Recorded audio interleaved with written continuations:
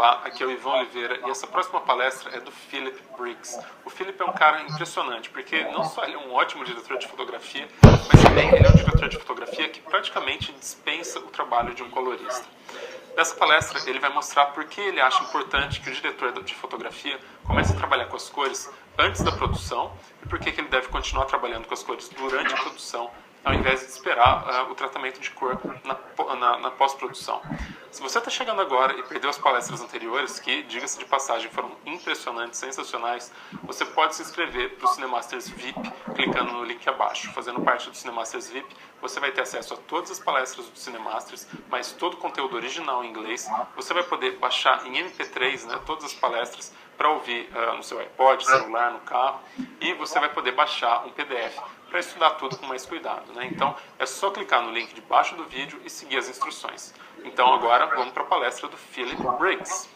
Hi, my name is Phil Briggs. I'm a cinematographer. Olá, eu sou o Phil Briggs, eu sou diretor de fotografia e eu moro no sul da Califórnia. E como eu estou no coração do Vale do Silício, eu trabalho para empresas como Google, Apple, Adobe, mas a minha paixão mesmo é cinema. E na apresentação de hoje a gente vai falar de filtrar as cores nas luzes, como fazer isso direito e como fazer isso criativamente. How to effectively use it and creatively use it. So let's get to it.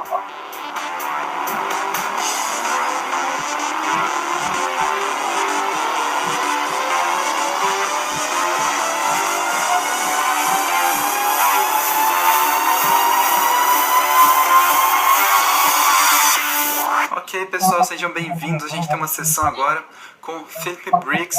Ele traz um tema sobre uma técnica que muita gente ignora. Eu mesmo falo disso porque eu uso muito pouco e não trabalho com gelatinas o tanto quanto eu posso. Então, Philip, fala um oi pra galera aí, seja muito bem-vindo.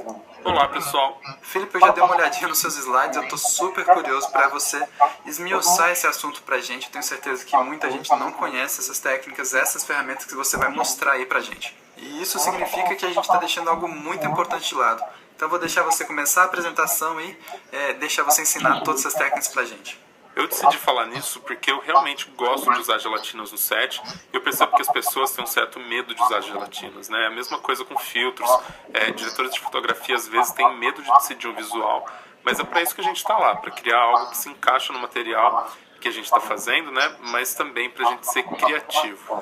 E antes de você começar, eu quero só falar um negócio que eu uso sempre de diretores de fotografia, com quem eu falo no blog, ou mesmo por causa desse evento. Eles estão sempre tentando conseguir o look na câmera por vários motivos, mas um dos motivos é que eles não querem alguém na pós-produção fazendo alguma coisa totalmente diferente do que eles estão fazendo, Eu concordo totalmente, isso é verdade. Principalmente hoje em dia, porque as produtoras elas não querem pagar para o diretor de fotografia sentar com o colorista para fazer o tratamento das imagens. Eles querem só passar para o colorista e deixar o diretor passar e dar uma olhada. Mas se você conseguir dar o look que você quer no set, isso já me satisfaz mais. Eu sei que eu vou dar um negócio mais ou menos pronto, ao invés de deixar a imaginação deles voar com o que eles acham que eles podem fazer. E você, por acaso, diria que tem um limite dessas coisas que dá para fazer na pós-produção? Que é um esforço tão grande, às vezes, para se conseguir as coisas que a gente quer depois, que é melhor começar certinho, para minimizar o trabalho depois.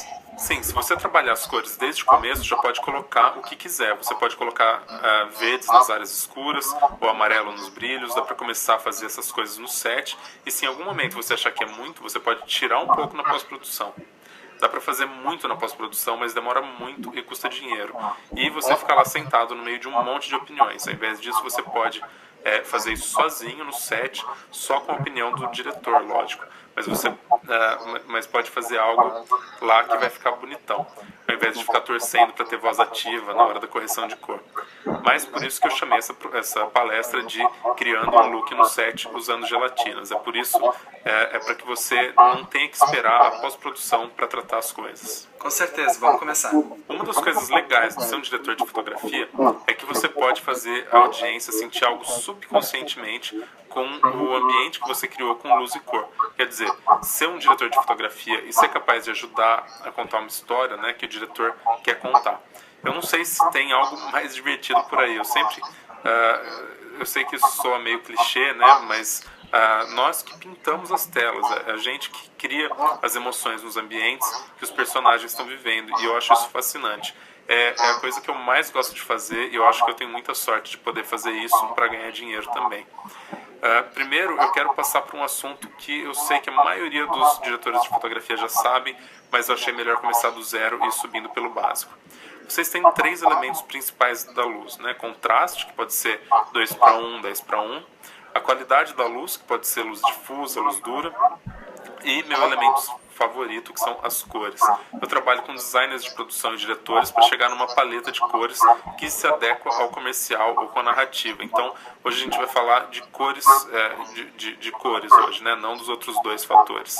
Então, eu tenho imagens aqui, exemplos de filtros da Lee Filters, da Rosco, e lógico, o Cinegel da Rosco. E esses são os filtros de que a gente vai falar hoje. Mas, como eu disse, a gente vai começar do zero. A gente tem que entender o que é luz. É importante lembrar que os filtros são subtrativos. Eles só podem deixar passar ou bloquear frequências de luz. Eles não adicionam nada para a fonte de luz. Então, você tem que entender que não está adicionando nada, porque a luz branca tem todas as cores nela. Então, você está manipulando a cor, deixando a cor que você quer passar pela gelatina. Isso é super importante de entender. Você pode colocar suas gelatinas na frente da luz e ver que tá azul ou cor-de-rosa e achar lindo. Mas eu acho que é importante entender o que é a luz branca e o que existe na luz branca. Eu acho que é fundamentalmente importante. A luz branca é formada de todas as cores do espectro visível e o que o gel pode fazer é bloquear ou deixar passar algumas cores. Isso com certeza é um entendimento diferente do que a maioria das pessoas pensam, né? Então, quando você coloca um filtro, você acha que está usando aquela cor, na verdade você está tirando outra para deixar aquela. Sim, eu acho fascinante. Então, encontrar o filtro que você precisa para correção. Vamos ter 4 passos aqui. Em primeiro lugar, tem que estabelecer a referência. Vai ser a fonte de luz predominante na cena e ela vai ser normalmente 3.200 Kelvin ou 5.500 Kelvin. Às vezes pode ser 4.000 Kelvin de luz fluorescente. Você pode pegar outras temperaturas de cor pelo espectro, mas normalmente quando eu ando por um ambiente eu olho, tem janelas grandes na locação? Se tem, isso me diz que provavelmente minha referência vai ser 5.500 Kelvin. Se eu vou gravar uma cena noturna dentro da casa, eu sei que vai ter um monte de luzes do ambiente na sala. Eu sei que vai ser provavelmente 3.200 Kelvin. E o que você está falando é que vai ter uma mistura de cor, mas você tem que saber qual é a cor predominante para acertar na câmera e arrumar as outras, né? Sim, e também ajustar suas expectativas de como você vai corrigir as cores das luzes suplementares ou saber quais luzes suplementares vai usar. É bom para você saber qual vai ser o padrão que vai usar ao longo do dia e o que vai usar. E às vezes você vai ter luzes de cores diferentes misturando, mas normalmente você quer seguir a luz predominante. Em alguns momentos você tem que usar 4.000 Kelvin, por exemplo, se vai filmar numa loja de conveniência ou simplesmente num lugar onde se usam lâmpadas fluorescentes. E a menos que você possa trocar todas as lâmpadas, e a gente sabe que chegar numa locação e trocar todas as lâmpadas por fluorescentes balanceadas pode ser muito difícil, a não ser que você realmente tenha um dia de pré-iluminação ou uma equipe muito grande, né? E qual é a primeira coisa que você faz quando descobre que, por exemplo, vai trabalhar numa loja onde a luz é 4.000 Kelvin e tem outras lâmpadas que são tungstênio ou uma janela grande dando 5.500 Kelvin? O que você tem que fazer? Como filtrar os 5.500 Kelvin para baixar para 4.000? Você ajusta tudo para bater com a luz predominante? Sim, isso mesmo. Isso nos leva ao segundo ponto, que é determinar o Kelvin e os valores da correção de cor. Então, além da luz de referência, tem que determinar a temperatura das lâmpadas suplementares. Se eu tivesse luz do sol entrando por janelas grandes ou entrando numa loja que tem lâmpadas de 4.000 Kelvins, eu provavelmente escolheria trabalhar em 5.500 Kelvin. E depois eu usaria filtros. Se eu estivesse querendo trabalhar com luz limpa, eu colocaria filtros nas lâmpadas fluorescentes, ou se der tempo, trocar todas as lâmpadas por lâmpadas balanceadas para daylight. E pensando que você não pode desligar as lâmpadas, como é que você filtra uma loja inteira de luz fluorescente? Você arruma uns grips e pede para eles tirarem um monte de gel do caminhão. Então você tem que pedir para eles cobrirem todas as lâmpadas, não dá para fazer nada na lente da câmera. Exato. Isso é se você quiser sair do zero, se você quiser deixar as luzes iguais. Às vezes, cores diferentes de luzes, por exemplo, entre fluorescentes em contraste com a luz do dia, que pode adicionar uma sensação daquele ambiente, pode ser que seja muito, mas pode ser que você coloque só um filtro Sun Minus. E boa coisa é que as fluorescentes, se você filtrar, elas estarão em 5.600 Kelvin, mais ou menos isso. Elas são 4.000 Kelvins, mas quando você começa a tirar o verde, aí começa a ter a luz limpa. Então, o terceiro passo é selecionar os seus filtros. Determina o filtro apropriado para as fontes de luz suplementares em relação à fonte principal. Isso é para quando você chega na locação e tem muita luz do sol entrando, mas só tem lâmpadas de tungstênio, porque é o que a produção podia pagar. Não dava para pagar uma HMI, por exemplo. Então, você tem que pegar o gel apropriado, que seria CTB, para corrigir as lâmpadas de tungstênio. E o contrário também vale. Se estivesse num ambiente iluminado por tungstênio e tem HMI, vai ter que usar CTO ou CTS para zerar a cor.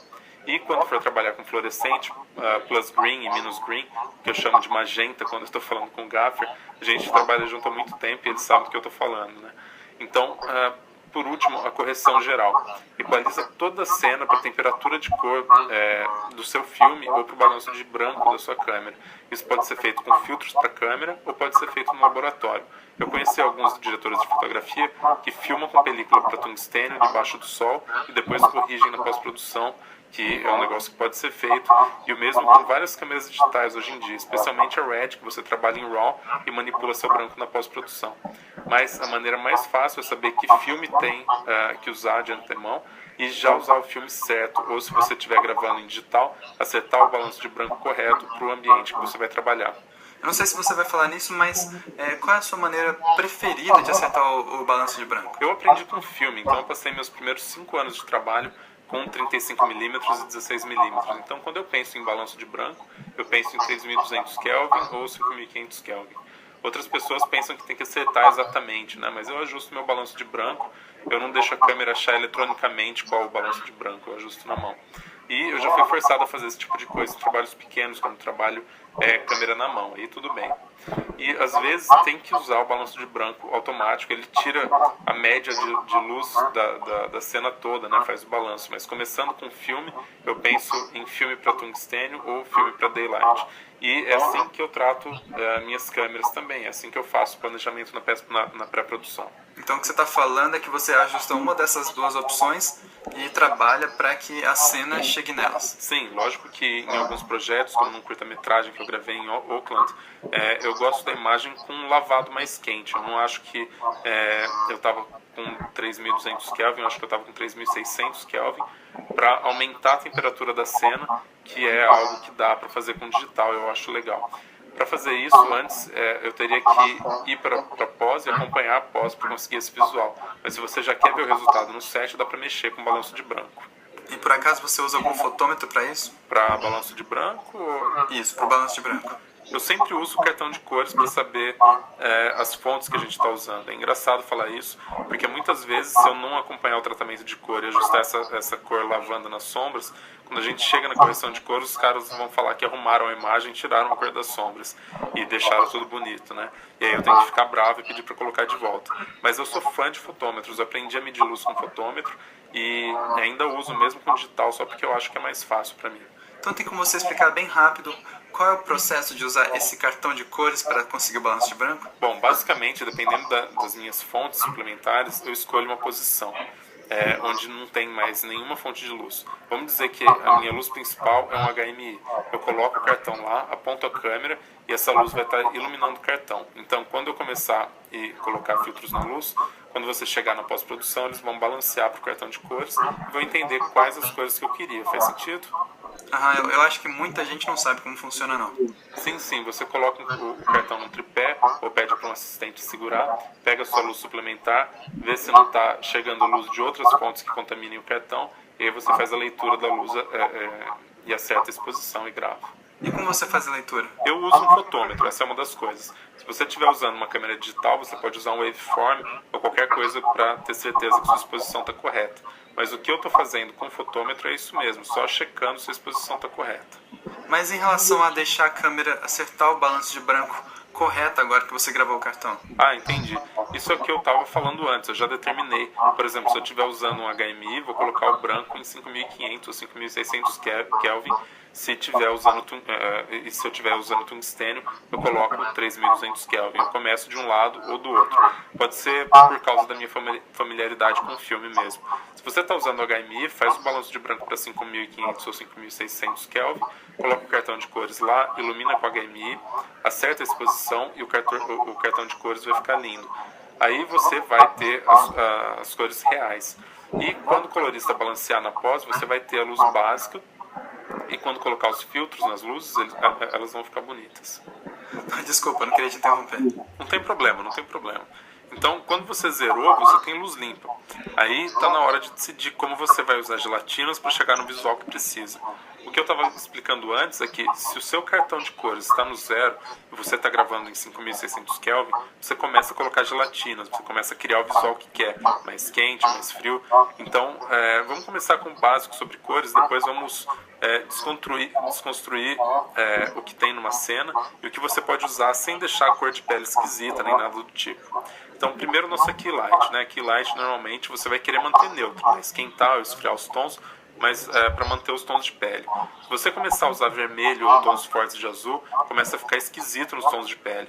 Lógico que depende do projeto, se é para ficar esquisito, manda ver, mas a regra é deixar os atores com algo normal e bonito. E quando você fala de esquentar ou esfriar o tom, Quero dizer que você pode usar uma difusão só para deixar a luz mais bonita. Ou se decidir esfriar um pouco, coloca um azul. Digamos que é uma cena noturna, luz da lua. Aquela luz da lua iluminando o fundo pode ser full CTB, mas você não quer full CTB na cara da pessoa, então por que você não coloca um CTB de 1/4? Vai dar uma esfriada de leve na luz, mas não vai deixar eles parecendo um Smurf. Os produtores, eles não iriam ficar contentes quando olhassem o material, né? É a mesma coisa com tons mais quentes. Digamos que é o nascer do sol e você quer aquela luz quente na luz suplementar. Se você jogar daylight no rosto, pode ser uma má ideia. Eu fico satisfeito quando eu trabalho com filtros de 1/4 ou 1/8. Dá para dar uma alteradinha na cor. Se você, por algum motivo, se os produtores não gostarem na pós, dá para arrumar numa boa. Mas um filtro desse dá uma sensação extra do ambiente. Então, depois da Key Light, você vai ter sua backlight ou sua luz de realce, né? Essa luz viria do lado ou de trás. Essa luz te daria um pouco mais de liberdade para adicionar a cor mais saturada. E eu amo isso, essa é uma das minhas luzes favoritas, né? Eu posso pegar uma luz de fundo como fluorescente numa loja de conveniência ou num bar e posso criar uma separação incrível usando uma cor que combine com aquela luz. E é aí que eu acho que dá para ser super criativo com a backlight. E isso em termos de cor? Sim, em termos de cor. Então você usa cores totalmente diferentes para sua backlight?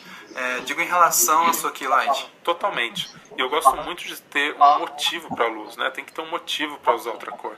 Se é para simular lua, lâmpadas. Mas é interessante, por exemplo, que um bom contra-regras pode conseguir com luz de cena também. É divertido enfatizar a luz de cena. E a luz do fundo é a mesma coisa que a backlight. Você tem mais liberdade em relação a cores. E é aí que estão as luzes de cena, né? Às vezes tem um neon de um bar ou só uma lâmpada da casa. É aí que você pode se soltar um pouco mais e ser criativo. E você coloca a gelatina nas luzes de cena também? Não, depende do que o designer de produção colocou na cena ou que já existe no ambiente, né? Em alguns momentos isso não funciona. Por exemplo, se você tiver lâmpadas de vapor de sódio, se a gente estiver na rua, você não vê as lâmpadas porque elas estão muito altas ou até vê na distância. Mas o amarelo das lâmpadas é o que separa o ator do fundo também. Eu vou colocar uma gelatina de vapor de sódio numa luz de 2 kW e eu vou colocar ela bem alta. Isso vai ajudar a criar separação entre a escuridão e as luzes que estão na distância. É a mesma coisa com a luz da lua. Se a luz da lua está iluminando um prédio, eu tenho uma luz noturna que está me dando um foco de luz no fundo. Ou eu quero pessoalmente sentir que a luz da lua está separando o ator do fundo ao invés de só uma luz branca. Isso não pareceria real. Depois da luz de fundo, você vai ter uma luz de ambiente. Alguns diretores de fotografia gostam de manter essa luz neutra, mas é aqui que eu gosto de colocar cores na minha imagem, jogando cores nas áreas escuras, ou nas áreas claras também, né? Mas a luz de separação pode vir da luz de fundo. Para isso eu uso aquelas luzes, aquelas bolas brancas difusas, né? A gente chama de China Balls, Space Lights. mas basicamente é só subir a luz do seu ambiente, caso o sol não esteja fazendo isso para você. Como eu disse, as pessoas querem manter a cena neutra, mas eu gosto de colocar cor. Eu trabalho com estudantes de uma universidade aqui de São Francisco, né, e minhas capacidades como colorista são nulas. Então eu prefiro deixar a imagem da cor que eu quero na câmera, porque eu nunca conseguiria o mesmo resultado na pós-produção.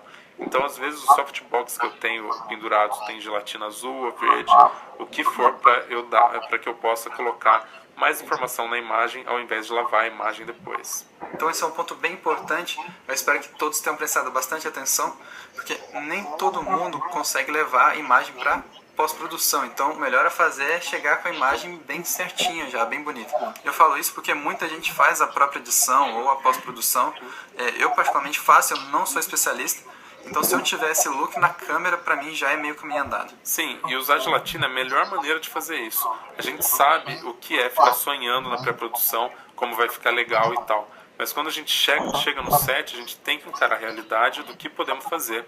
E pensamos, cara, eu só quero conseguir colocar minha keylight e minha backlight direito para o assistente de direção não me encher o saco.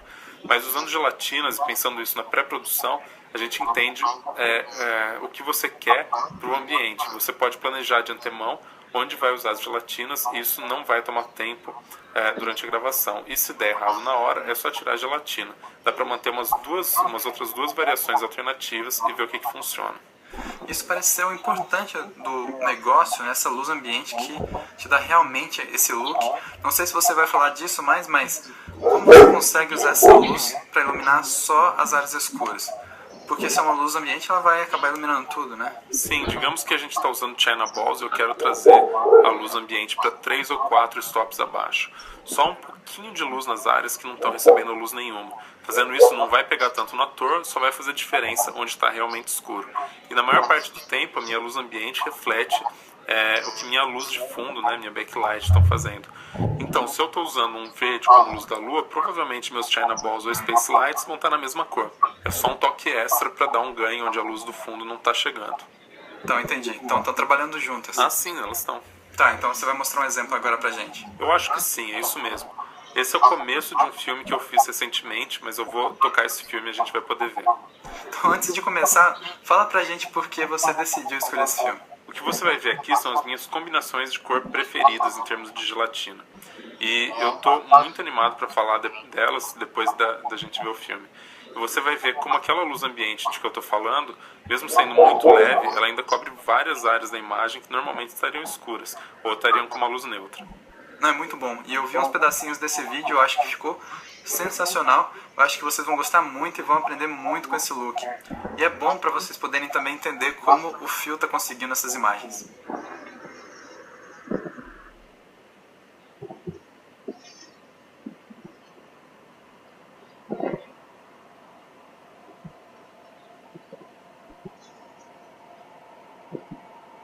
I feel a presence, he's close.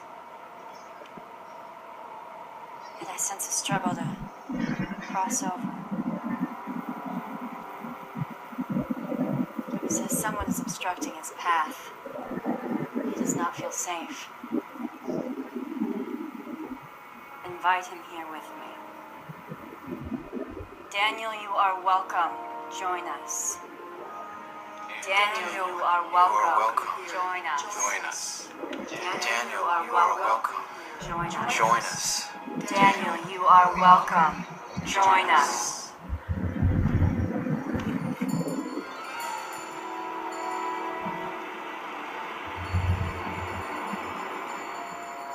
The spirit has entered the room.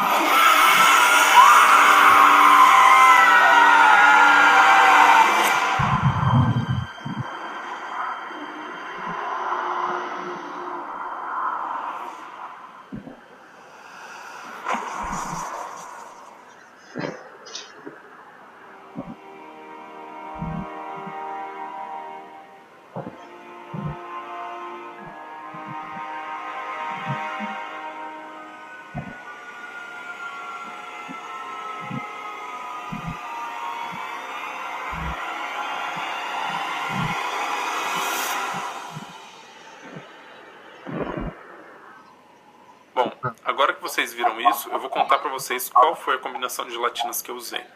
Eu usei um que é 1/4 de Straw Lee 443. Em primeiro lugar, você tem a linha Lee da Rosco, né? Eu não tenho uma preferência, mas eu uso mais Lee. Mas basicamente eu procuro pela cor que eu quero, não importa o fabricante. Se eu conseguir o efeito que eu quero, tá tudo bem. Esse filtro 1/4 Straw foi o filtro que eu usei no rosto de boa parte dos atores quando a gente chegou nas imagens da metade para frente. Eu vou mostrar para vocês. Para mim, esse filme era de época, então eu quis dar tons mais quentes, mais amarelos, alaranjados e lavados no rosto dos atores. E também para o ambiente, né? Isso mostra bem as luzes de cena e reflete luzes de velas no fundo que você vê. Straw Light, então. Para mim é um filtro que eu gosto, que eu uso muito, né? Quando eu começo a falar de Key Lights, todos começam a falar, vai usar 1/4 de Straw. E eu digo, sim, vou usar 1/4 de Straw. Qual é o visual que o Straw dá ao ponto? Qual é o tipo de visual que ele cria? É como um CTO, mas tem um pouco de amarelo. Você tem que tomar um certo cuidado com tons de peles, né? Porque em negros, por exemplo, fica lindo, em peles claras fica bom, mas em asiáticos pode ficar amarelo demais, porque eles já têm a pele um pouquinho amarelada. Então você tem que tomar cuidado com o que você está usando em alguns momentos. Você acha que 1/4 é bom, que é suficiente? Exatamente, é só um pouquinho. E aí se você quiser puxar mais na pós-produção, ainda dá para puxar. Steel Green Lee 728, né? Essa é mais uma das minhas gelatinas favoritas. Eu gosto de usar muito para a luz da lua. E nesse cenário eu usei nas janelas e usei nas luzes de preenchimento, na luz ambiente. E isso então era para dar ganho nas sombras, essa é a ideia? Exatamente. Nossa, muito legal, ficou muito bom mesmo. Eu também usei um filtro Lee, né, lavanda pálido, 136. Quando você viu a transição dos efeitos especiais, quando a máquina liga, a sala fica escura e o portal começa a se abrir, né? Alguns dos desenhos da pré-produção mostravam esse portal roxo e luz saindo desse portal. Então eu conversei com o meu gaffer e a gente decidiu que esse lavanda pálido, né, seria uma ótima escolha. Pálido significa que a gente também poderia usar essa gelatina no rosto dos atores sem deixar a iluminação esquisita, né, mas dá essa sensação da luz que está saindo do portal. E eu acho que nós também tínhamos uma lâmpada lavanda que estava no centro da máquina. Então, nesse caso, era uma lavanda mais forte, porque essa luz tinha que iluminar a própria máquina. Então, na pós-produção, eles removeram essa lâmpada e colocaram um portal. E se você tem objetos no fundo, não rostos, né, você pode usar super saturados até, se você quiser. E agora, pessoal, vocês vão ver várias fotos e aí vocês com certeza vão poder ver o que a gente está falando. Vamos lá. Esse é o primeiro. Você pode ver 1/4 de Straw, que eu usei pela sala e para mim, para dar ênfase, né, às luzes de cena e dar um glow para essas luzes. E o amarelo eu poderia ter usado um CTO, um meio CTO, mas eu não sei, eu gosto do Straw em quase toda a situação e nesse caso deu uma sensação de mais antigo, né, com cian, e ficou bem old school, né, bem vintage. Não ficou preto e branco, não precisou fazer preto e branco.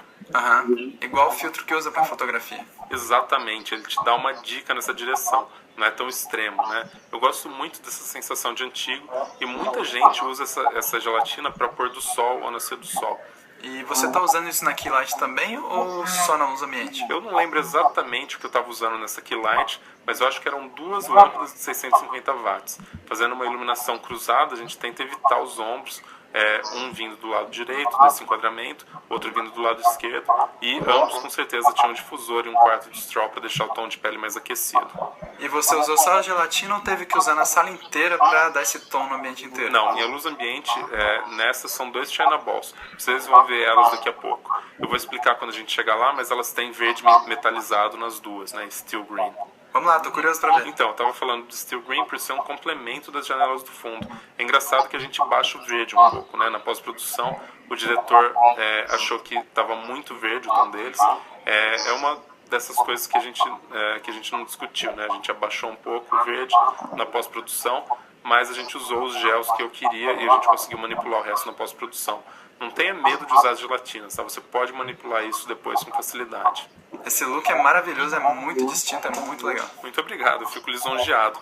Eu também ia dizer que, se você olhar nos olhos dos personagens, você pode ver claramente que a mulher que está sentada no meio está com as mãos sobre a mesa. Se você olhar os ombros dos 2 rapazes da senhora, eu também coloquei luz de 650 watts para dar um pouco de separação. E também estou usando o Steel Green só para dar esse recorte do fundo, né? Usando cores mais frias para o recorte e mais quentes para o rosto. E eu acho que fazendo isso puxa seu olhar para o centro da mesa.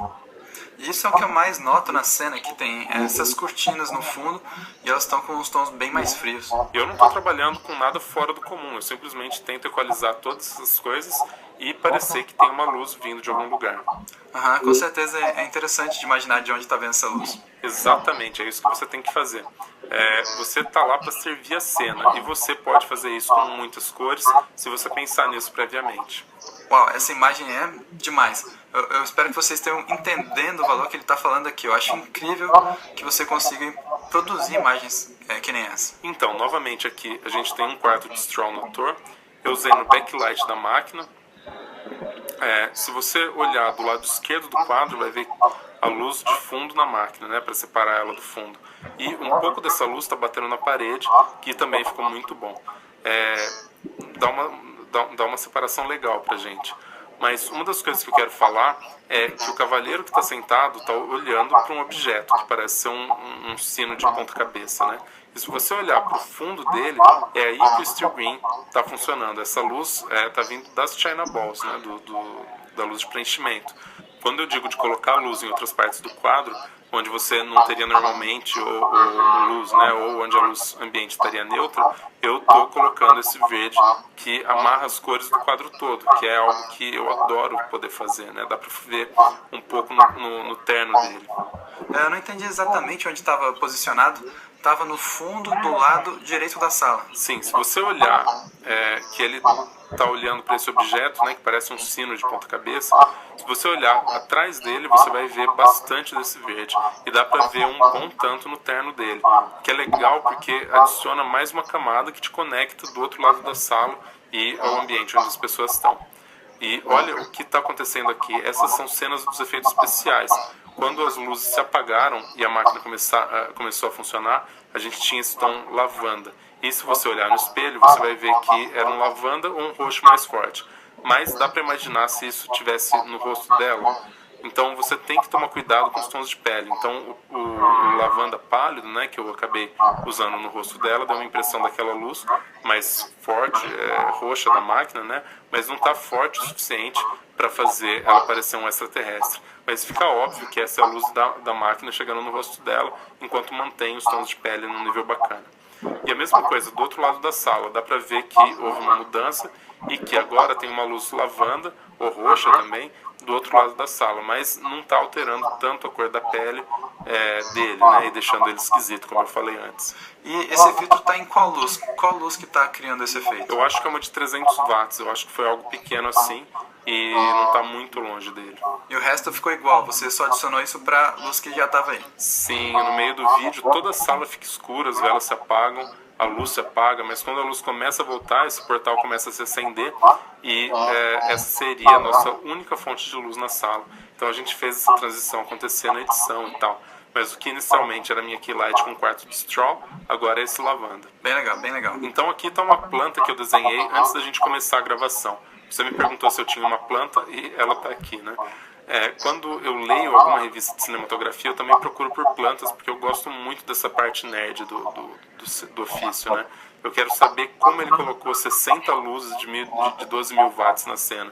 Mas é legal, porque se você olhar, eu tenho esses China Balls que eu estou usando como luz ambiente. E eu não sei quanto a você, mas quando eu faço uma visita de pré-produção na locação e quando eu volto para casa, né, minha imaginação começa a voar e a locação fica 3 vezes maior na minha cabeça.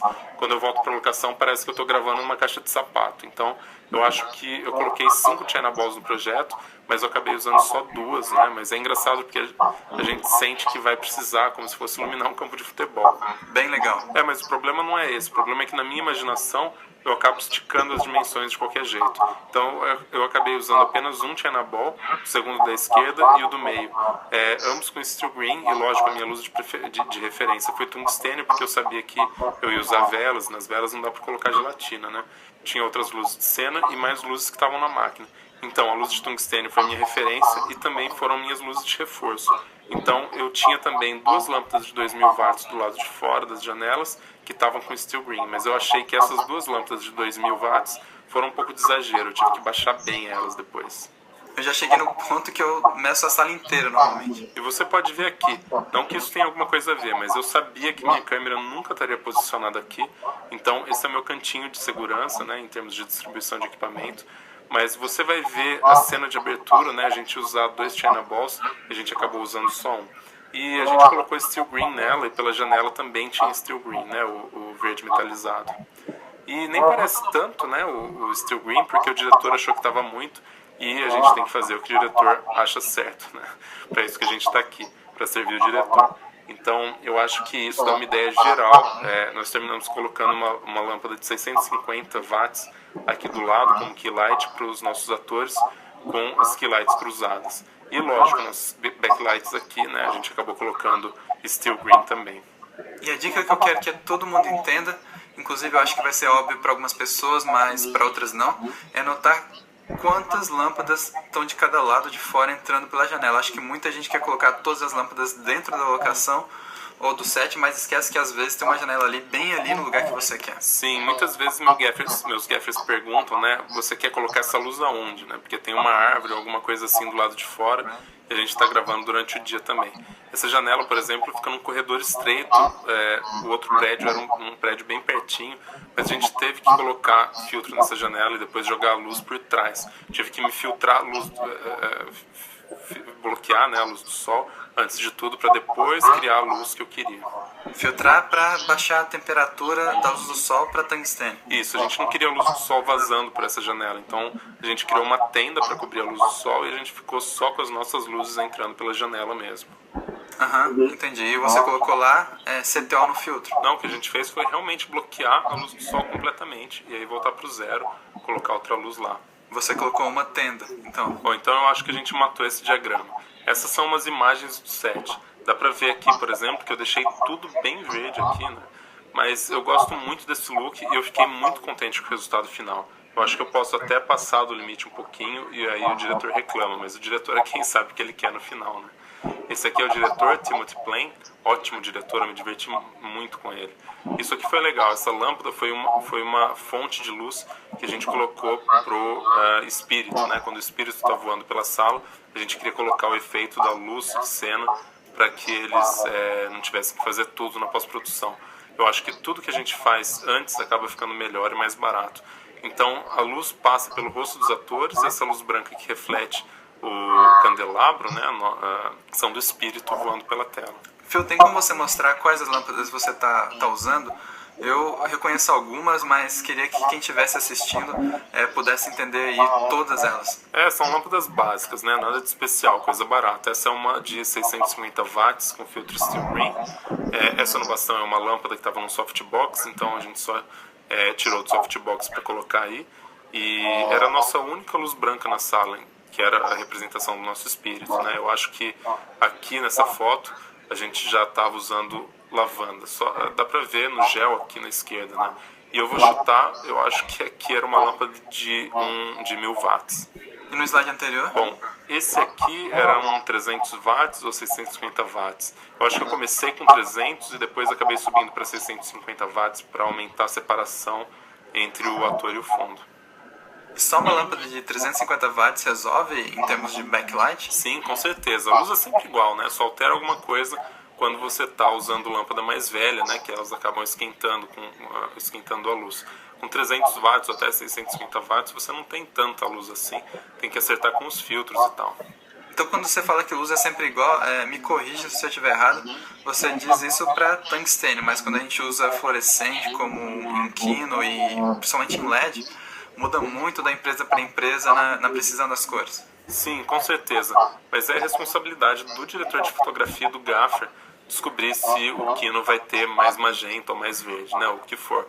Tem que conhecer suas lâmpadas e saber como corrigir. Tem que saber como usar num determinado ambiente, né. Quando eu digo que luz é sempre igual, eu quero dizer que luz é sempre igual se você tiver ela zerada. Ah, boa. E zerar o branco da luz é sua responsabilidade como diretor de fotografia. Tem que saber qual empresa e qual tipo de luz vão te dar a luz correta. E às vezes você acaba recebendo um caminhão cheio de luzes mais velhas, pode ser que elas estejam com a temperatura de cor mais quente. Legal, vou deixar você continuar porque eu acabei te prendendo nesse assunto. Bom, aqui a gente de novo. Esse era o ambiente onde a gente estava usando um quarto de straw, né? Foi o ambiente onde a gente começou as primeiras cenas, e esse aqui é um straw de um quarto, e esse outro também para ter uma luz um pouco mais quente, né? Essa é uma luz que está aqui só para entrar um pouco mais nas áreas escuras, mal dá para ver um pouco ali na parede.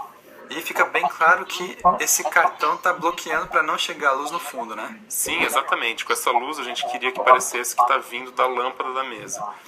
Muitas vezes as pessoas vão colocar a lâmpada na mesma direção, mas eu acho que isso é uma escolha pessoal. Eu achei que do ângulo que a gente estava gravando, esse ângulo de luz ficaria melhor. Ok, esse foi um filme e eu quero mostrar mais um filme para vocês. Esse foi um comercial que eu gravei para Square, né? Foi um filme que eu gravei com um diretor chamado Adam Patch. Eu trabalho muito com o Adam e eu considero ele um diretor fantástico. Eu gostei bastante que você trouxe esse vídeo pra gente ver que é um look mais comercial, que é grande parte do que a maioria das pessoas estão gravando. Vamos dar uma olhada pra ver e depois discutir também. Legal, vamos assistir. Juliet cuts hair. Henry fixes cars. Ernest designs clothes. And what do they have in common? They all use Square to accept credit card payments from anyone, anywhere. I love it. I really, really love using Square. I just plug it into my phone, I swipe your card. It is really simple. Square works with your iPhone or Android. It was really just so easy and so fast. Literally, it took us 2 minutes to sign up online, and we had our reader in the mail the next day. The Square card reader is free and easy to use. The contract was great. It was about 0 pages long. There's no contract. There's no monthly fees. There's no equipment fee. It's really easy. It's just 2.75% per swipe for all major credit cards. My money is in my bank account in no time at all. They send you an email when they send you a deposit. It's great. Square has changed my business completely. I almost can't imagine our business without it. It's awesome. Start accepting credit cards today. Get your free credit card reader at square.com. Então, esse foi um comercial que eu gravei, como eu disse antes. Muito do que você está vendo no primeiro plano é branco, mas o que foi muito criativo foi o fundo. E o que aconteceu de legal é que eu tive que trabalhar com o que o designer de produção trouxe. Então, eu vou começar a falar de algumas coisas. Então, nesse fundo, por exemplo, vocês podem ver que o designer de produção colocou essas cortinas coloridas, com esses tons cor-de-rosa, e eu fiz um bom trabalho compondo o quadro como designer de produção, em termos de ter uma paleta de cores ajustada. Então, quando eu estou iluminando um ambiente como esse, né, eu gosto de trabalhar com essas paletas. Se você olhar aqui no chão, você vai ver que tem um amarelo que a gente estava produzindo. Eu acho que eles tiraram o fundo dessa prateleira para nós, né, e nós colocamos a difusão para jogar uma luz com gelatina magenta para completar os tons rosados no ambiente. Então, até ambientes que parecem que você poderia só iluminar com luz branca, né, porque é até o que o cliente gostaria de ver e o que a direção gostaria de ver, você ainda pode brincar com a luz para adicionar alguma coisa, adicionar um pouco de valor. Adicionando bastante profundidade. Se a gente tirasse o amarelo daquele chão, ficaria um chão bem chato, né, bem cinza. E eu achando que já tem tanta cor na cena, né, com o designer de produção, que daria só para iluminar com luz branca. Mas olha lá como todas essas luzes coloridas que você colocou, como fazem a imagem saltar à vista. Sim, ficou muito bom. É a mesma coisa com esse cara. É engraçado que o Adam, o diretor, né, ele fica me enchendo o saco, falando que eu ilumino como se fosse o CSI em Miami. Ficava brincando que não conhecia nenhuma oficina mecânica que tivesse tanta luzinha colorida. Mas o legal é que o Adam sabe que eu amo o que eu faço e ele me dá certa liberdade criativa para eu poder experimentar e mostrar o que dá para ser feito. E uma vez que está tudo funcionando, ele adora. Não, e funciona muito bem, funciona super bem para esse contexto que é claramente um comercial de um aplicativo legal, um produto bacana. Funciona, não é para ser chato, é para ser um look bem progressivo. Nesse caso, eu acabei usando um Steel Blue, né, que é o azul metalizado. Eu gosto da linha de steels, né, de metais. Então eu usei o Steel Blue, que é legal, deu esse spot no chão, dá uma certa separação entre esse motor aqui no fundo. Eu usei lá no fundo um verde azulado médio num quino. Se você olhar essas áreas, você aqui, né, ela era a porta original da locação. Por que eu não uso essa porta iluminada, né? O engraçado é que eu também coloquei o Steel Blue lá no fundo, mas o Adam olhou e não gostou muito. Disse que parecia claro demais, perguntou o que tinha de diferente para colocar lá. Aí eu acabei colocando outra coisa lá. Essas escolhas criativas que você faz não são sempre lógicas, né? Normalmente eu faria esse spot de baixo bater com o fundo, né? Que na verdade eles nem tão diferentes. Mas se o diretor gosta disso, é isso que a gente vai fazer. E você disse que ele falou, eu acho isso bem legal, é que ele perguntou o que mais você tinha para colocar lá. Em outras palavras, é que você tem que ter uma paleta, né, toda de filtros.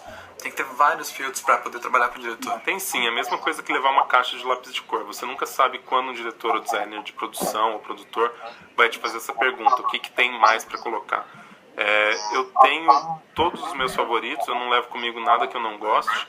Então, qualquer coisa que eu tiver para colocar para eles é algo que eu gosto e a combinação de cores sempre funciona. E se você olhar aqui, né, na frente, você vai ver que tem o straw de 1/4 na mesa em cima da bancada. Vocês já perceberam que eu gosto muito do 1/4 de straw. Dá para ver aqui na bancada, no chão.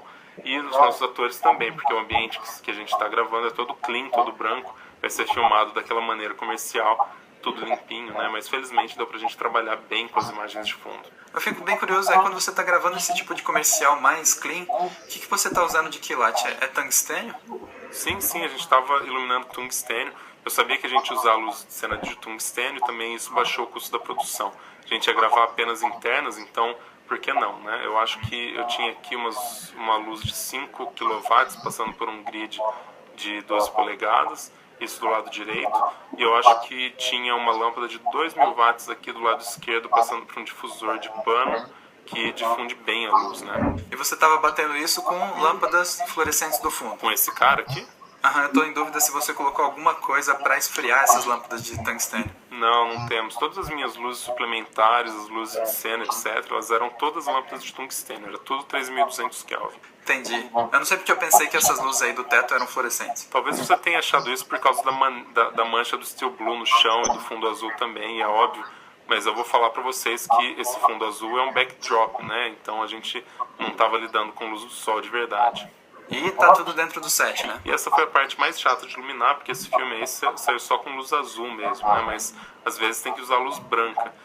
Mais uma vez, para usar um magenta, um amarelo lá embaixo, aqui é a lista dos filtros que eu usei. O magenta Li 113, amarelo canário Li 312, que eu usei para bater com as cortinas e tal. Nesse aqui dá para ver o azul verde médio no fundo, que estava vindo do Kino, né? O straw de 1/4 aqui, que dá um pouquinho mais desse amarelo alaranjado, e o Steel Blue aqui do lado, e aqui os gels que eu usei, 1/4 de Straw Lee, Steel Blue, Medium Blue Green e 1/4 de CTB dali. Esse é um dos que eu queria conversar, porque tem uma interação que acontece entre o ator e um cliente, e como é um backlight, dá pra ver o que faz com os tons de pele, né? Mas como a luz está um pouco de lado, não totalmente do fundo, né? Aquela luz que normalmente dá para deixar um pouco mais saturada, não dá para ver no rosto todo dele. Quer dizer, aqui no cabelo é azul pra caramba, mas o que eu fiz quando a gente vira para ele é descobrir que não tem mais azul nenhum. Onde foi que o azul foi parar? Aqui foi o momento em que eu cortei o azul. O Steel Blue ainda está batendo na camiseta dele, mas eu tive que cortar na altura da cabeça e da cabeça para cima eu usei outra fonte de luz e coloquei o Quarter Blue. Então é algo muito mais sutil, mas que dá a ideia do ambiente mais frio, sem distorcer os tons de pele dele. Eu não sei porque isso me deixa tão animado, né? Eu acho que é porque dá para manipular as coisas que as pessoas não têm nem ideia de como que está acontecendo. Eu acho isso muito legal. E o fundo aqui, lógico, aquele 1/4 de straw que eu uso em tudo.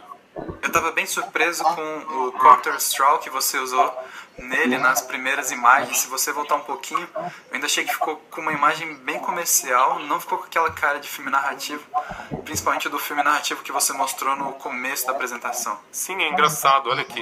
E depois você compara para a cor real da pele dele, né? Não está muito fora. Se você olhar para isso e olhar o tom de pele das pessoas que estavam lá, é quase a mesma coisa. Não aparece porque você está usando uma iluminação muito fria para todo o ambiente. E o ambiente fica mais frio, mas ainda existe por aí. Vamos em frente, desculpa fazer você voltar um pouco. É isso aí. Eu amo as cores, eu trabalho como se fosse uma caixa de lápis de cor para colorir a cena. Um dos meus gaffers, ele tem que usar mais gelatina de cor do que qualquer outra pessoa que eu conheça, e eu tenho orgulho disso. Eu acho que é divertido, e como eu disse, se não ficou legal, muda. É uma das coisas mais fáceis de fazer, colocar e tirar uma gelatina. Muito legal, Felipe. A maior dica que eu peguei aqui é que os filmes não precisam ficar chatos, né, equalizados. A gente pode usar a gelatina aí para fazer as imagens ficarem bem mais cinemáticas. A gente sempre está buscando esse visual cinemático. Aí no primeiro vídeo que você mostrou, ficou bem claro esse look. E até no visual do comercial, tudo salta aos olhos, tudo tem vida. Ao invés de ser tudo da mesma cor, tudo equalizado. E você mostrou como fazer isso com cores e como é importante fazer isso com um contraste. A gente não falou muito de contraste, mas você mostrou bastante coisa que dá para fazer com essas cores, essas gelatinas. E é uma tremenda dica e eu espero que todo mundo possa entender isso. Obrigado você por ter me convidado para falar, e eu espero que eu não tenha demorado tanto, né, o que eu queria, mas é realmente deixar claro que uma vez que você zerou e balanceou a imagem, é hora de você abrir a caixa de lápis de cor e pintar a sua imagem. Show de bola, Felipe, obrigado por ter vindo. E como eu sempre digo no final de cada sessão, pega o que você aprendeu, coloque em prática. Mas eu acho que essa vai ser uma das melhores palestras, que é tanta coisa prática que dá para implementar agora, que se você não está fazendo essas coisas, acho que você vai tirar muito dessa apresentação. Então é isso aí e te aguardo na próxima sessão.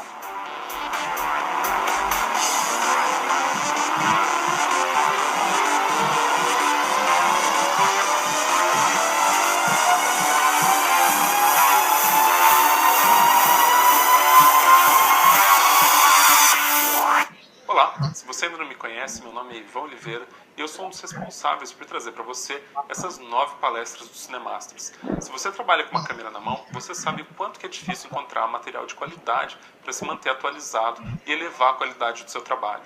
Soma isso então o fato de que a esmagadora maioria da informação está em inglês e que, mesmo que você compreenda inglês muito bem, você ainda tem que garimpar no YouTube, no meio de um monte de lixo, por 1 ou 2 vídeos que tem conteúdo que são realmente relevantes para você.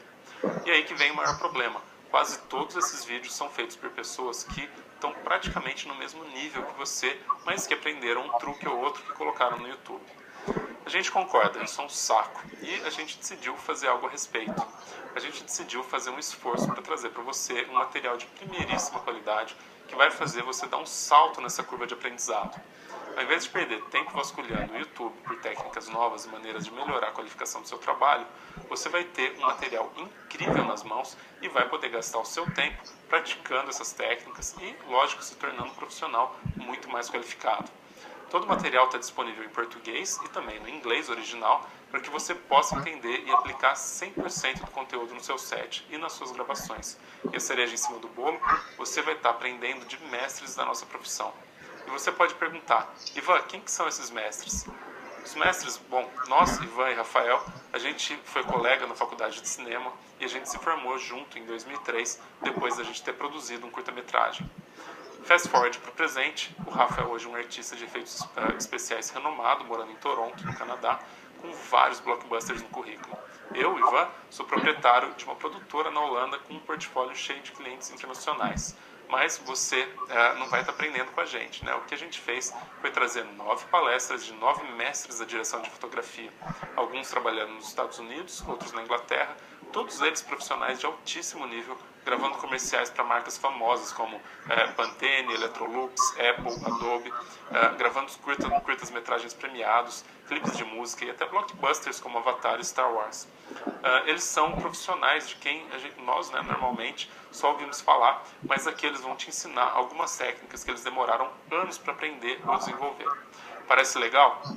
Fica mais legal ainda, porque a partir de agora você pode se inscrever para o Cinemasters VIP. Você vai ter acesso a todas essas aulas com autoridades no ramo de cinematografia, de onde estiver, desde que você tenha uma conexão de internet. Essas aulas vão estar disponíveis sempre para você, a um clique de distância.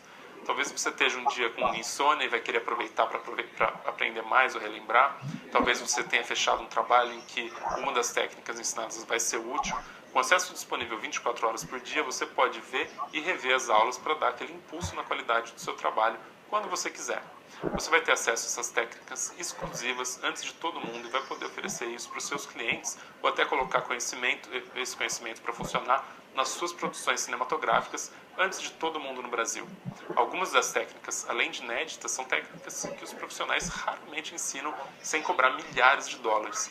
Esses segredos são o que separam meninos de homens, é o que diferencia um diretor de fotografia amador de um profissional respeitado.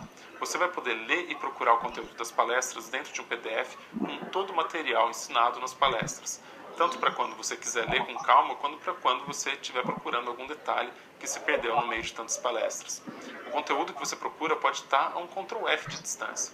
Você vai poder fazer download dos áudios de cada uma das palestras. Talvez você seja uma pessoa muito ocupada para ficar na frente do computador assistindo as palestras, ou talvez você esteja em cima da hora para gravar um trabalho e você quer ouvir as palestras no carro. Ou você gosta de aprender enquanto faz esportes. Essas aulas vão estar disponíveis para que você faça o download e ouça no seu próprio carro, no seu celular ou até na sala da sua casa. Além de todo o material dublado para você, a gente também está oferecendo de bônus as palestras em inglês para que você possa aprender os termos em inglês, né? Ouvir a voz dos próprios profissionais e até treinar o idioma com enfoque nos termos relacionados à sua própria profissão. E se você já investiu em cursos e treinamentos de alto nível antes, você sabe que um curso com um só palestrante, como os que a gente trouxe para você, pode chegar a custar mais de $1.000. E mesmo assim, um treinamento desse nível, além de incluir o preço do curso, inclui o preço de viagem para outro país, hotel, alimentação. A gente está trazendo o conteúdo de 9 palestrantes para que você possa assistir no conforto da sua casa. Então, para ter acesso 24 horas por dia ao portal, com as aulas em português e inglês, baixar um e-book, baixar os MP3 e se tornar um profissional muito mais qualificado, que pode cobrar muito mais pelo seu trabalho, o investimento é de R$ 397 à vista, que podem ser parcelados no cartão de crédito em até 12 vezes. E aí, soa bacana, mas você ainda não tem certeza se é uma boa ideia? A gente sabe que comprar online é sempre um risco e que você provavelmente já investiu seu dinheiro em treinamentos que não tinham conteúdo da sua altura ou que não entregavam o que prometiam. A gente também já passou por isso. Mas para você ter certeza de que está fazendo a escolha certa e não ter que correr risco nenhum, a gente assume todo o risco da sua compra. Como? Você pode fazer o investimento hoje mesmo no Cinemasters VIP sem medo, porque você tem 30 dias a partir do dia do pagamento para pedir todo o seu dinheiro de volta. Isso mesmo, se você achar que o Cinemasters VIP não é para você, ou se você tem qualquer razão que seja para não querer manter sua inscrição, você pode mandar um e-mail para a gente em até 30 dias e a gente cancela a sua compra sem fazer perguntas. É só um e-mail, sem conversas, sem secretária eletrônica. Isso porque a gente tem certeza de que você vai adorar o Cinemasters VIP. As vagas são limitadas, então a gente limita o número de vagas para poder dar uma experiência e atenção para os clientes VIP. Isso significa que as vagas vão se acabar rapidamente e depois disso a gente não tem previsão nem de abrir novas vagas, nem de quando vai ser o próximo Cinemasters. Essa é uma oportunidade única e deixar ela passar pode fazer com que você deixe de crescer profissionalmente na velocidade que poderia, utilizando, lógico, conhecimentos de mestres da cinematografia. Então, debaixo desse vídeo tem um botão que vai te levar para a página de pagamento. Clica no botão agora e a gente está te esperando lá dentro do Cinemasters VIP. Até lá!